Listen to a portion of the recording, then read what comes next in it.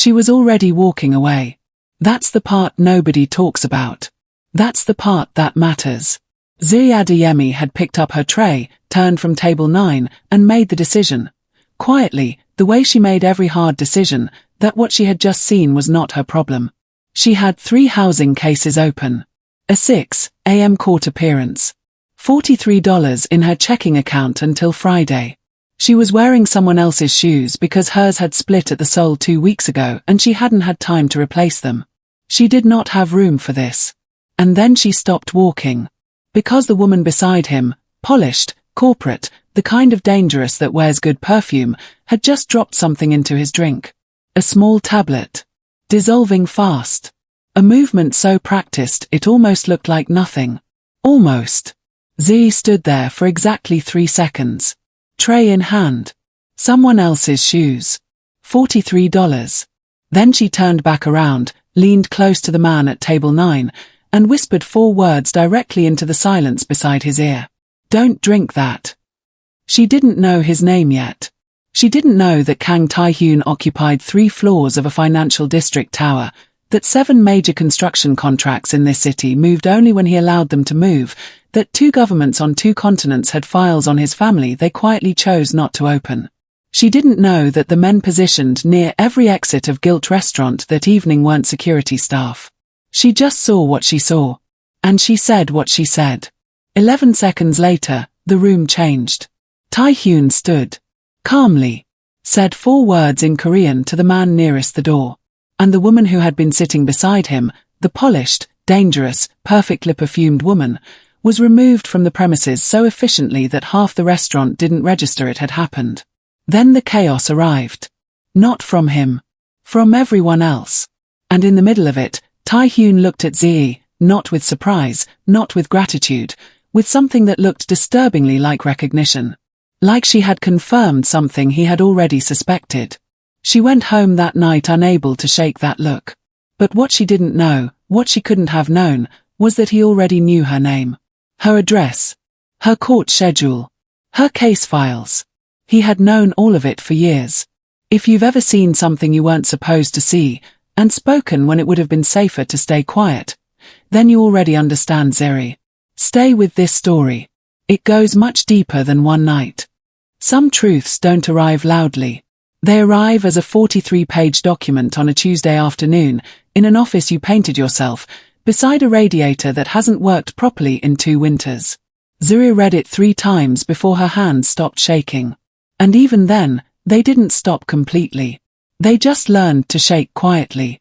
She pulled up the Hargrove development lawsuit first. The key witness who had suddenly, mysteriously decided to cooperate. She had celebrated that.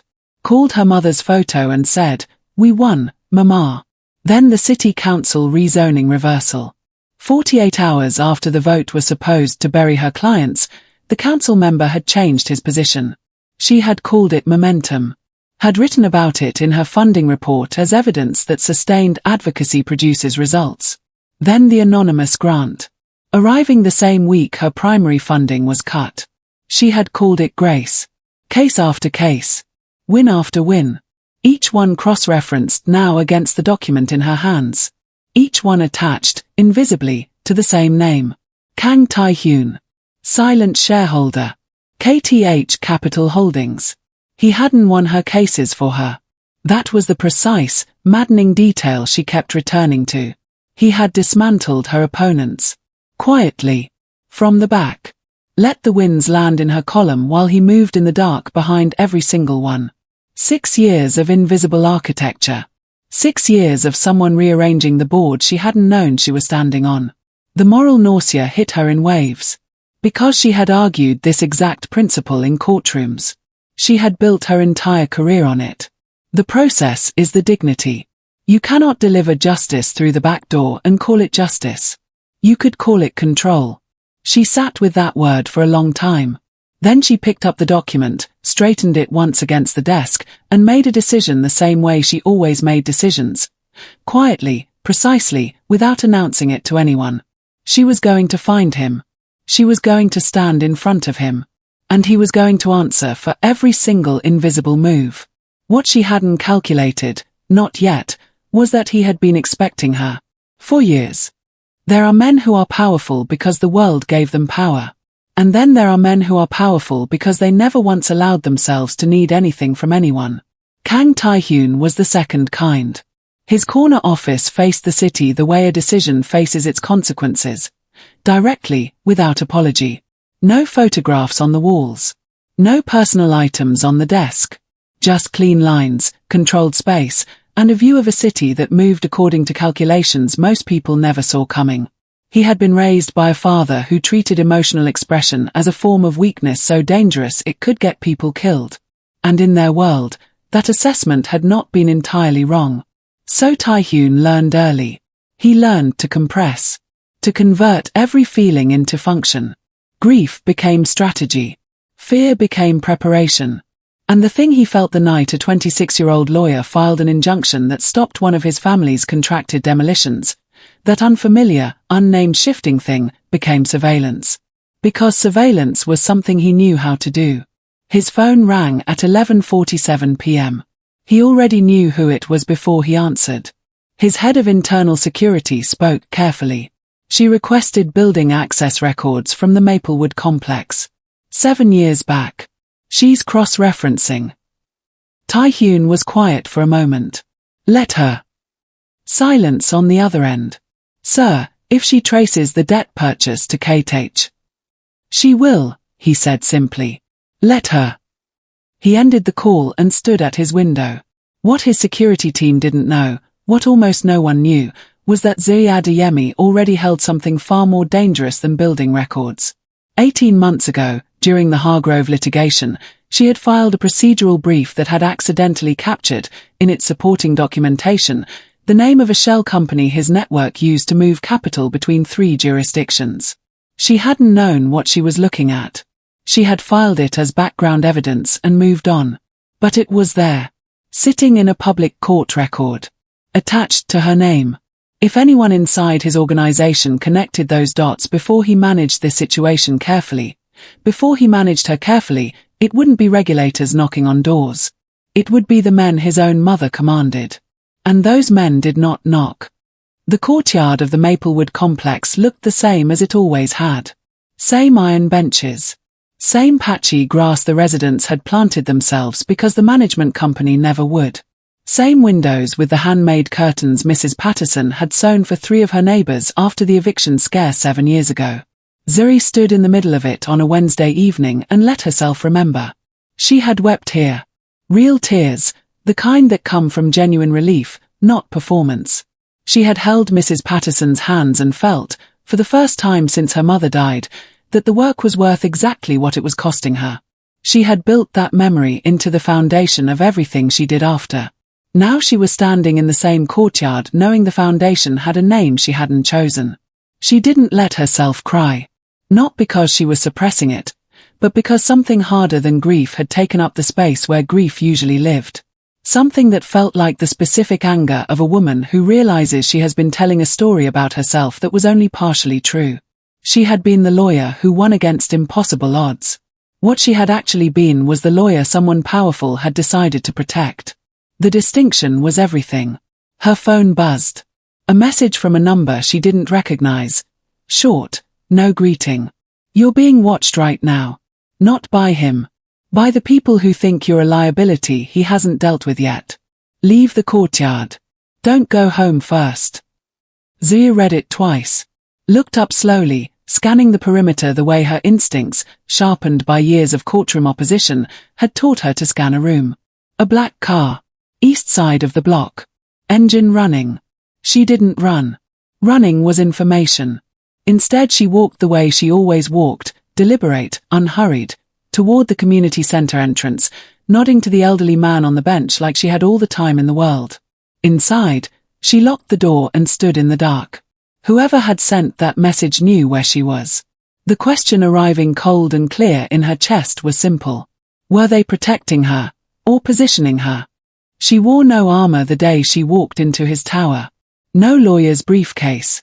No colleague beside her. No carefully prepared legal argument typed and printed in triplicate.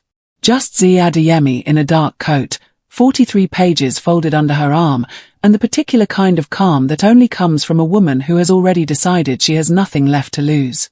She walked past the receptionist using the quiet authority she had once used to enter a city council session she hadn't been invited to.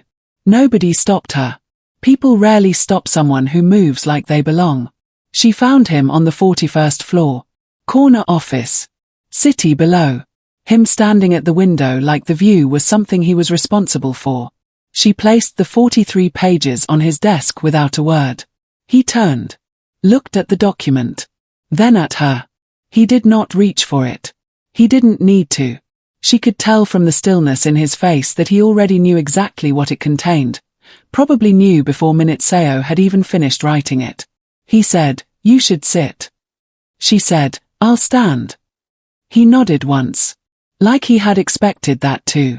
Like he had already run this conversation through whatever cold and precise part of his mind he used to prepare for everything. And that single, quiet nod, was what made the anger in Zuri's chest finally find its shape. "Why?" she asked. One word. Carrying everything she couldn't organize into clean sentences. "Why me? Why this way? Why without asking? Who gave you the right? What do you think I am to you?" Taehyun was quiet for a long moment. Outside, the city moved the way cities do, indifferent, continuous, unbothered by the weight of what was happening on the 41st floor. "Because the first time I saw your name," he said, "you had just filed an injunction that stopped a demolition my family had contracted. You were 26. No senior counsel. No political cover. And you won." He paused. 3 days later, 2 men were paid to follow you home. By who? People I was doing business with at the time. The silence after that was the loudest thing Zuri had ever stood inside. "I ended that contract," he said. "And I made sure they understood the cost of moving toward you." "That tells me what you did," she said. "I asked you why." He looked at her then, really looked, with something that wasn't quite emotion. Or maybe it was emotion that had been compressed for so long it had become structural. Load-bearing. The kind you cannot remove without the whole thing coming down. "I don't have an answer that will satisfy you," he said quietly. "Try anyway," she said. He couldn't. Not because he didn't have the answer. Because the answer, spoken out loud in this room, would shift something between them that he wasn't certain he could control afterward. And Kang Taehyun did not enter rooms he could not control. Until today, that had always been a choice. "Can I be honest with you for a second?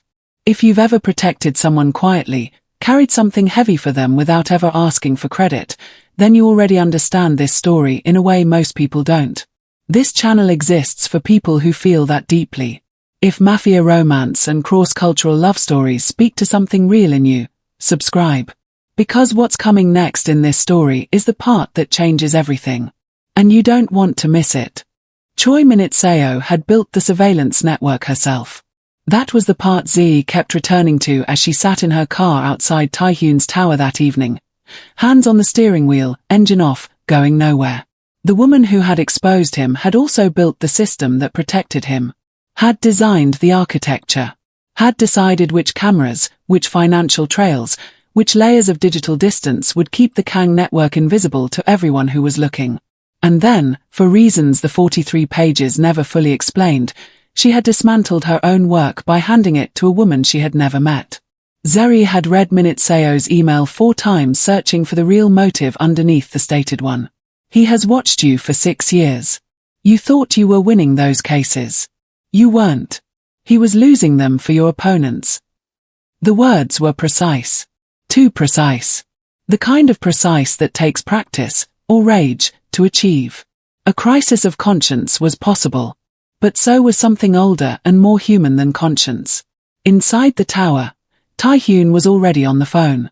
He stood at his window, the same city, and listened to his head of operations describe what had been confirmed in the last 2 hours. Seo had not worked alone.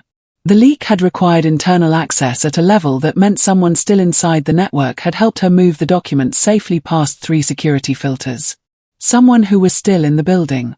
Still attending meetings. Still receiving a salary from KTH Capital Holdings. "Narrow it," Taehyun said. "We have 4 candidates."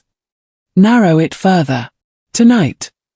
He ended the call, turned back to the window, and for the first time in as long as he could honestly remember, the city below did not look like something he commanded.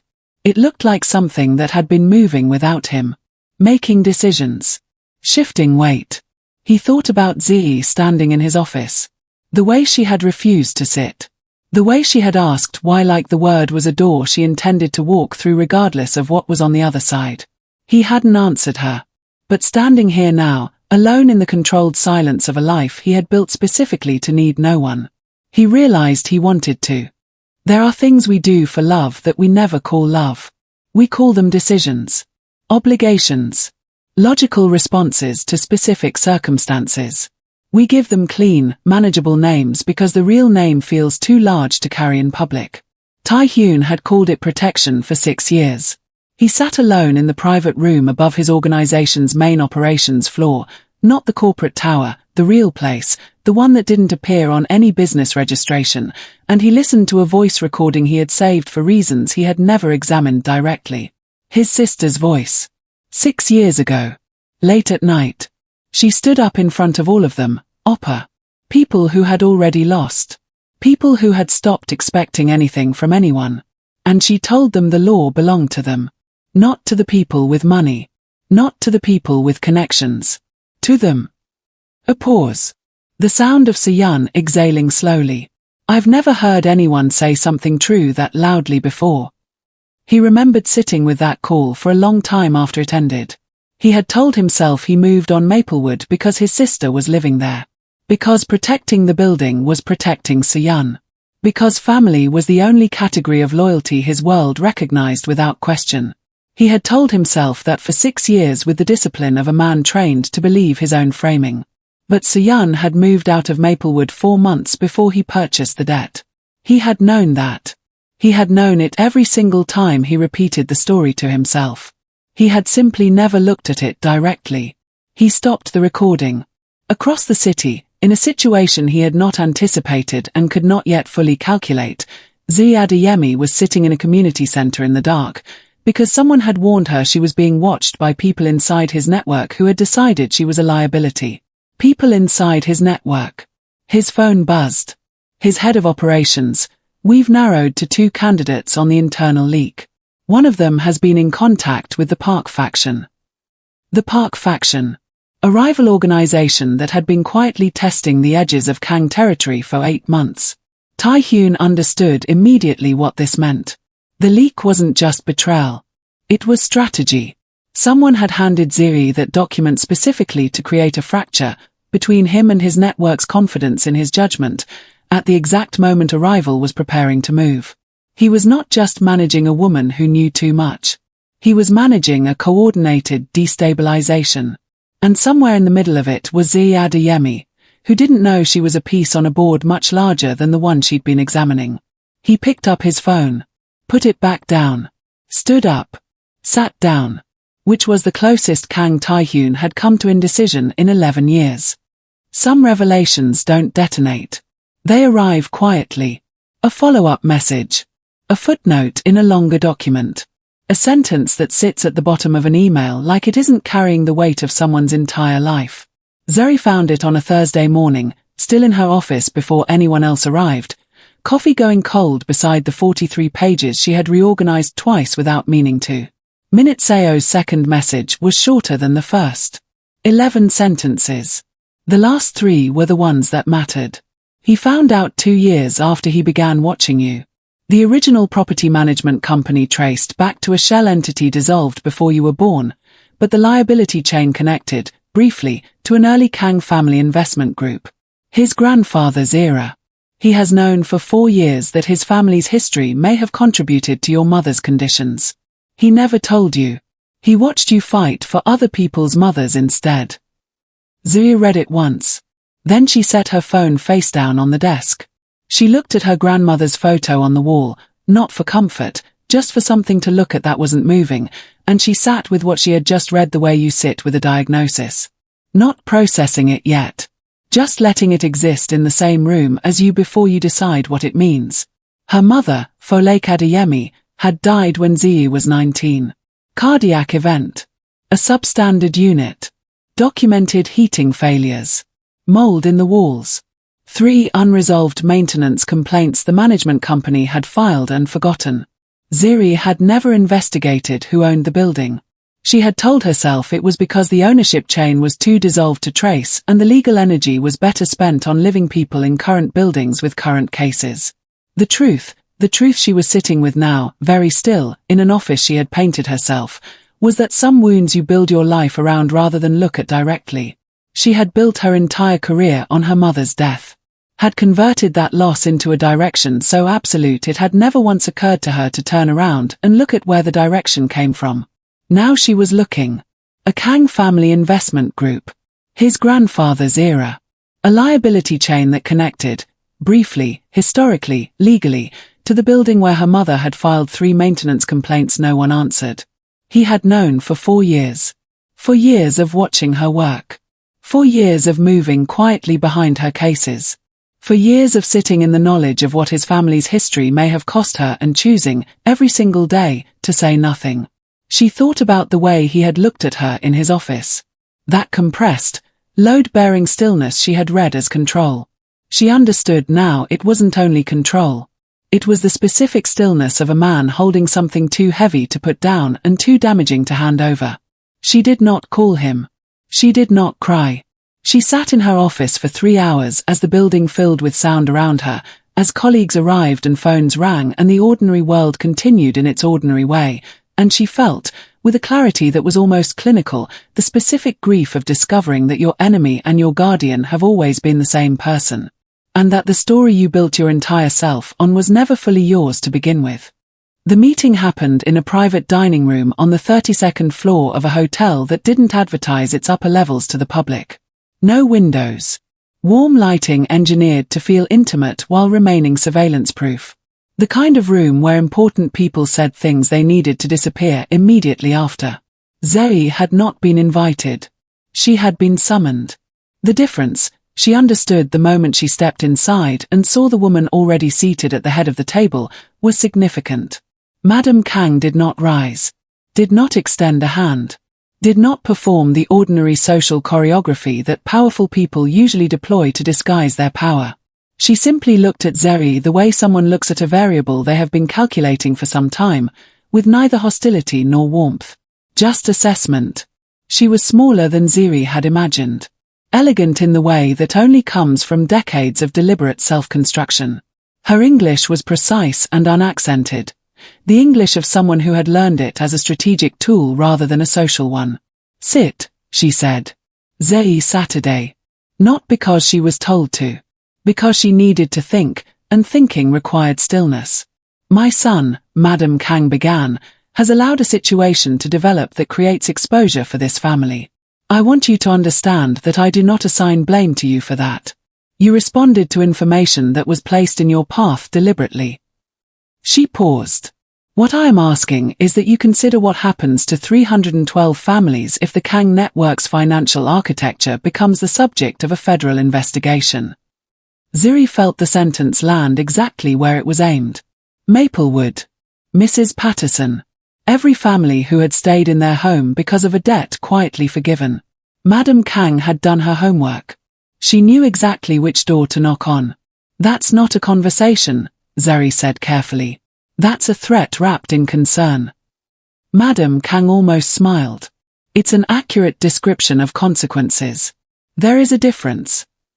What Zuri didn't say, what she held quietly behind her eyes like a card she wasn't ready to place on the table, was that she had already made copies of everything. And stored them somewhere Madame Kang's people would never find. You see what's happening here, don't you? She walked into that room alone. No lawyer. No backup. Just her mind and everything she knew. If this story is hitting different for you, if you feel protective of Zuri right now, that means you belong in this community. Subscribe. Because what Madame Kang does next is something nobody saw coming. And neither did Taehyun. He chose the courtyard. Not the tower. Not the private dining rooms or secured locations his world moved through by default. He called Zuri and said, simply, Maplewood. Wednesday evening. I'll be there at 6. She almost didn't go. She stood in her apartment that Wednesday at 5:15, coat on, keys in hand, running the calculation she had been running for 3 days. What was safe, what was wise, what the woman her mother raised would do in a situation this complicated. She went. The courtyard was quieter than she remembered from her last visit. Mrs. Patterson's light was on in the window above them. The iron benches. The patchy grass the residents had planted themselves. Tae-hyun was already there when she arrived. Standing, not sitting. Dark coat. No security visible, though she knew they were somewhere within range. He had that quality of never being truly alone while always appearing to be. She stopped 6 feet from him. "Your mother met with me," she said. No greeting. No preamble. "I know," he said. "Did you send her?" "No. A beat. I told her to stop." Zae studied his face in the evening light. That compressed stillness she had spent weeks learning to read. She used Maplewood. Used the families as leverage. "Yes. And you didn't think she would do that?" Something moved across his expression. Not quite shame. The shadow of it. "I underestimated what she considered an acceptable boundary." "That's a careful way to say you were wrong." "Yes," he said again. Simply. Without the defensive architecture most powerful men wrap around an admission. She hadn't expected that. The directness of it moved something in her chest that she immediately held still. "I know about my mother," she said. "The building. The liability chain. I know you've known for 4 years." The silence that followed was the longest of either of their lives. "I know," he said. "I know you know," she said. What passed between them in that exchange was not forgiveness. Was not accusation. It was the specific, terrible recognition of two people standing on opposite sides of a truth that belonged to both of them, and neither of them, equally. She looked at him for a long moment. Then her phone buzzed. She glanced down. A message from a number she didn't recognize. Different from the one that had warned her in the courtyard before. Different format. Different tone. 4 words. He chose the Park faction. She looked up slowly. Tae-hyun's expression had not changed, but his eyes had dropped, briefly, almost imperceptibly, to her phone. He had seen the notification light up, and he had not looked surprised. The message had 4 words. Zuri stared at it for the length of time it took her coffee to go completely cold. He chose the Park faction. She had not slept. Not properly. She had sat in her apartment with every document spread across her kitchen table and rebuilt the timeline from the beginning. Not as a lawyer building a case, but as a woman trying to understand whether the pattern she was looking at was betrayal or something she didn't have a clean word for yet. By 4 a.m. she had found it. Buried in the financial disclosure attached to Minute Seo's original document. A secondary transfer, small enough to miss, routed through a holding entity she had initially marked as irrelevant. The transfer had occurred 9 days ago. Destination, a property acquisition group she recognized from a rezoning case 2 years back. A group with known ties to the Park faction. She had won that rezoning case. She had celebrated it.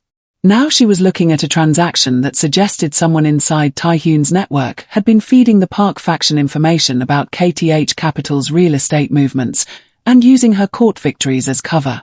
Her wins had been making someone else's map. The specific nausea of that realization was different from anything she had felt before. Because this wasn't about her mother's building. This wasn't about 6 years of invisible protection she hadn't consented to. This was about her work, the cases she had built with her own hands, being used as operational camouflage for a criminal land acquisition strategy she had never known existed. She had not been protected. She had been useful.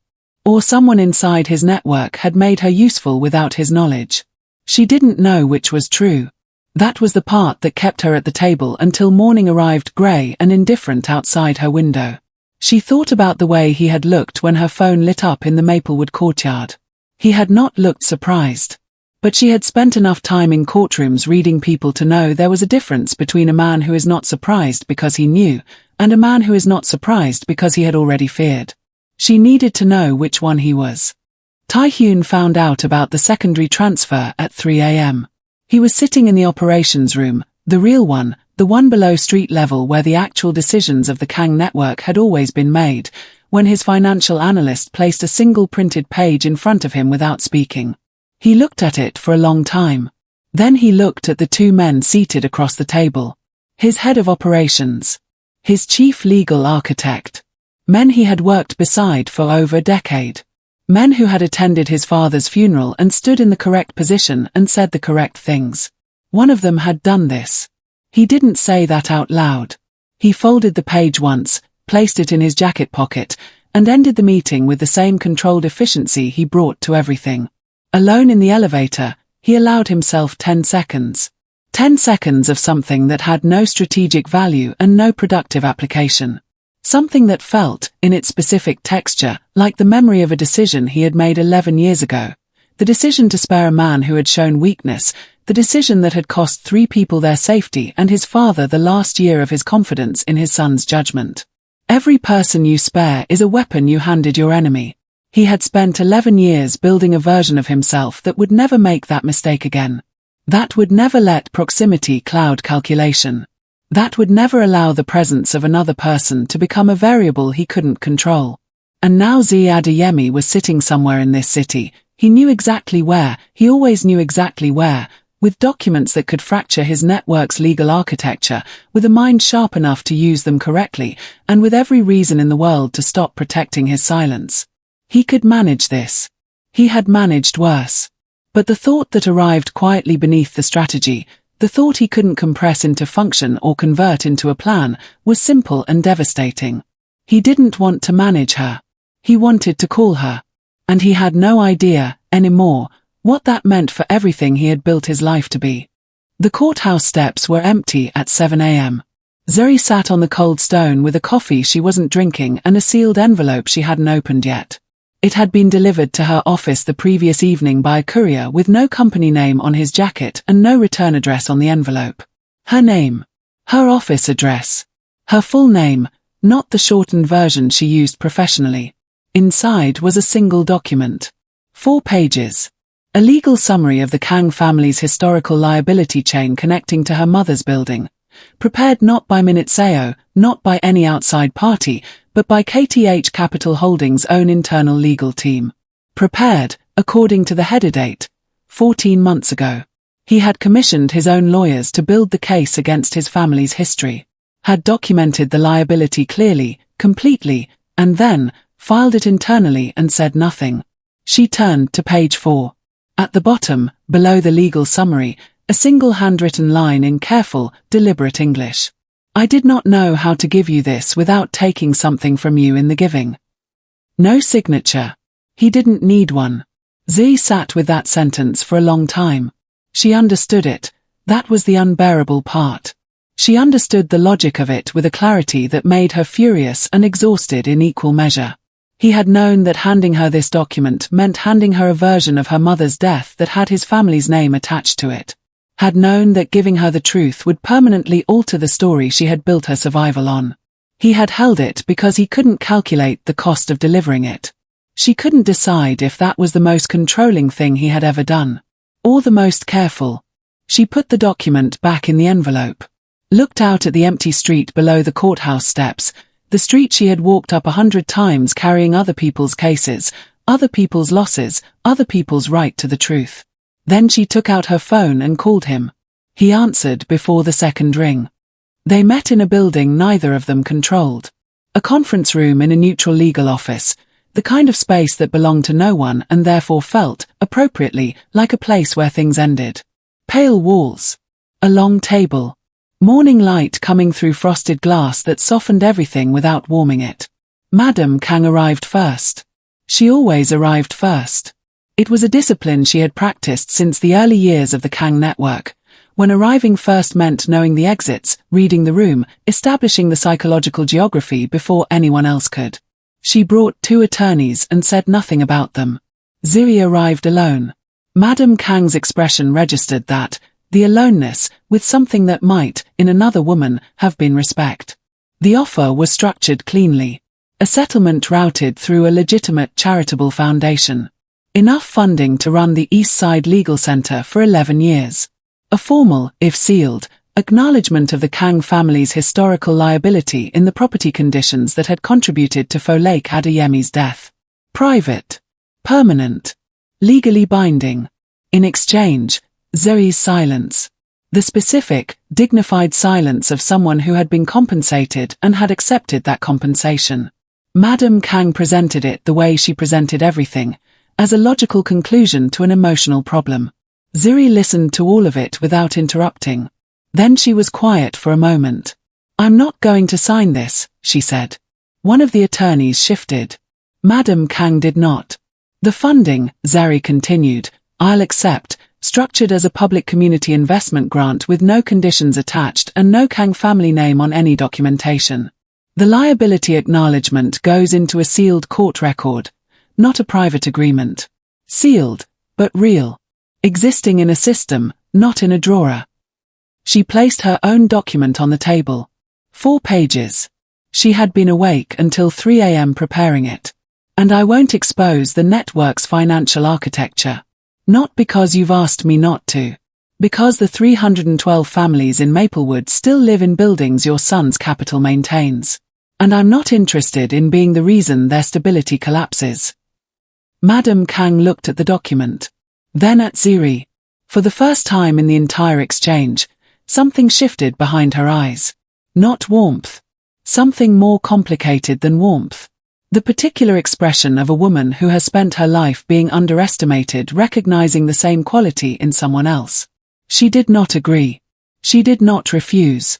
She said, "I'll need until Friday." Zuri stood, buttoned her coat, and picked up her bag. "You have until Thursday," she said. And walked out. Down the hall, in a car parked outside the building, Taehyun sat with his phone in his hand and did not go inside. He had told himself he was there in case she needed him. But sitting in the silence of that car, watching her walk out of the building alone and unhurried and completely intact, he understood, with a clarity that was almost painful, that Zuri Adeyemi had never needed him for this. She had needed him to stay out of it. And for the first time, he had. The call came at 5 a.m. Taehyun was already awake. He had not slept in the way that had nothing to do with insomnia and everything to do with a decision he had been sitting beside for 72 hours without touching. His head of operations. For words before the details. They moved on her. The Park faction. 2 men. Zuri's building. They had not gone inside, whether from hesitation or instruction, he didn't know yet. But they had been outside long enough to be a message. He was in his car before the call ended. He found her already awake, already dressed, sitting at her kitchen table with her grandmother's photo in her hands, not on the wall where it lived. In her hands. The way you hold something when the world has gotten too large and you need to remember what was true before it got this way. She looked up when he came in. She had given him a key 3 days ago without explaining why. He had not asked. "I know," he said. "I know you know," she said. Then, "Was it your call?" "No. But it came from inside your network." "Yes." She set the photo down carefully, looked at him with the specific steadiness of a woman who has made a decision and is now simply waiting for the moment to deliver it. "I filed this morning," she said. "Before you called. Partial disclosure, sealed record, structured exactly the way I outlined to your mother. It's done. It's in the system. Nobody can pull it back." He was quiet. "That means the leverage is gone," she continued. "Whatever made me useful to the Park faction as a pressure point, it's gone. The document is already in the record. There's nothing left to threaten me with." He understood immediately what she had done. She had removed herself as a variable. Had made herself strategically irrelevant to every faction, every calculation, every invisible board, including his. She had protected herself the only way she knew how. By making the truth public enough to be useless as a weapon. He sat down across from her. The kitchen was quiet. The city outside was just beginning to move. "What do you need from me?" he asked. She looked at him for a long moment. "I need you to dismantle it," she said quietly. "The surveillance. All of it. Every file. Every record. Everything you built without asking me." He held her gaze. "And after that?" he asked. She looked at the photo of her grandmother. Then back at him. Ask me something.